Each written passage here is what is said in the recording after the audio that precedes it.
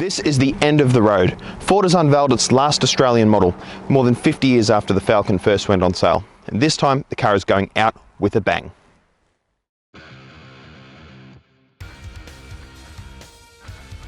Meet the new Falcon XR6 Sprint and XR8 Sprint, the last locally built and developed models that Ford will sell in Australia. That is sad news, as it represents the end of an era.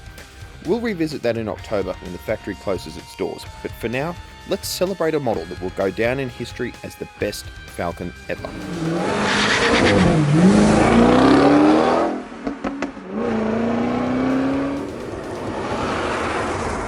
So what is a Falcon Sprint? Well, essentially it's a Falcon with more. You've got more grip, more looks and more power as well, both in a 6-cylinder version and in this XR8. It's a two-fingered salute to progress, and it is a fitting farewell to one of the most iconic names on the road.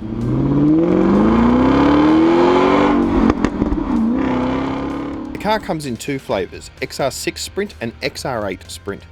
Priced from $54,990 plus on-road costs, the XR6 Sprint is based on the 6-cylinder XR6 Turbo, but it swaps that car's 270 kilowatt engine for a new one that makes a massive 325 kilowatts of power. It also has new suspension, 19-inch wheels, fat rear tyres and gold-plated Brembo brakes. The XR8 version is priced from $59,990, and you get all the same gear as the XR6 Sprint, along with a black painted roof and mirrors, and a supercharged 5-litre V8 good for 345 kilowatts, 10 more than the standard XR8. Ford has put a feature in the car called Overboost, which is a little bit like an athlete giving 110% when they really need to. It allows the car to make more power than Ford claims. So it takes peak torque to 650 Newton meters in the 6 and the 8, along with power up to 370 kilowatts in the XR6 and 400 kilowatts in this XR8, which is absolutely massive. Really can't mess around with that kind of power. It's excellent to see that Ford has invested in the development of these cars right to the end, particularly for the XR6 Turbo. The 4-litre engine under the bonnet of this machine is a legendary performer, and it's made in Australia, unlike the V8 that you'll find in the XR8 or even a Holden Commodore SS. The XR8 is available with a choice of manual or automatic transmissions, whereas the XR6 is limited only in automatic form. Now, we've asked Ford which car is faster. We haven't been able to bring along our testing equipment to check these cars out here, and Ford reckons that automatic to automatic, the XR6 Turbo is quicker, and we believe them. That thing feels absolutely sensational on the road. But they say that the XR8 with its manual transmission is capable of better time if you are an absolute gun on the drag strip, and it's not an easy car to launch. Trust me, this car has a lot of grip and it has a pretty bulky old transmission that trying to get that first to second shift right isn't easy. But if you manage to get it right, this could be the fastest car that Ford has ever produced. Ford revised its suspension for the Sprint.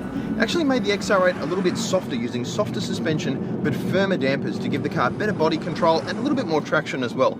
Now, one of the big changes for this car is that it has 19-inch wheels with super sticky Pirelli tyres that offer excellent traction, really more than I was expecting to find from this car. Makes it a very, very accomplished package, and if you're on a racetrack like this, you can really toss it around and have a great time with the car, knowing that you've got so much grip to lean on. It's really quite a fun machine. Of course, this isn't a perfect car. For me, the driving position is still very ordinary. I feel like I'm sitting very high in the car with a steering wheel that's quite down low in my lap. I'd rather it was up here somewhere, but that might be my personal preference. Also, there are a few little niggles that I have with the car. The automatic version doesn't offer paddle shifters, and for me, it should. Really, a performance car in 2016, if it has a self-shifting transmission, you should be able to take control of it in a way other than, manipulating the lever. Other issues, it's a very noisy car. On the road, there's a lot of road noise coming through those big tyres, but again, that's a bit of the price that you pay for offering so much grip. And just generally, the fit and finish of the cabin isn't wonderful. For a $60,000 car, there are definitely better finished cars on the market for this sort of price, but once again, what you're buying here is power and history and passion, and the sort of people who are buying these cars, and let's face it, most of them are already sold, those things aren't going to matter much at all. What's going to matter to them is that they've got the last one. It's the car that it represents the end of an era, and it does it in a magnificent way. These cars aren't for everyone. To some people, they will be little more than a run-out special, a final party for dinosaurs about to be smashed by the meteor of progress. They don't feel modern or clever. and there are still problems with the Falcon's ordinary ergonomics and seriously thirsty fuel habit. But that won't matter to Ford's loyal fans. To them, this is a car that represents decades of success. It's a crowning achievement. This isn't just the last Ford Falcon, it's also the best.